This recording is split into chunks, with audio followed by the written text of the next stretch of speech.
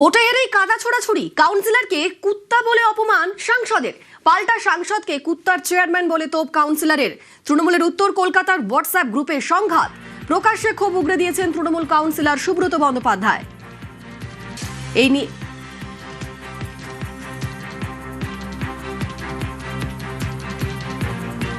বললাম যে সুদীপদা, আপনি তো অঘোষিত সম্রাট, এত লোক মার খাচ্ছে, অফিস ভাঙছে, আপনি কিছু করুন। সুনন্দা 18 নম্বরের কাউন্সিলর, সে বলে এসব মুখ খুলবে না, এই করবে না, এসব বলেছে। সুদীপ ব্যানার্জি নিজে একজন এমপি, এত বয়স্ক লোক, বলছে সুনন্দা এসব তোমার বলতে যাও না, আমি দেখে নেবো ওকে, আর এসব হচ্ছে হাতি চালে বাজার, কুত্তা ভোকে হাজার। তখন আমি বলেছি যে সুদীপদা, দলের কাউন্সিলরকে কুত্তা বলছেন, তাহলে আপনি কুত্তাদেরই চেয়ারম্যান।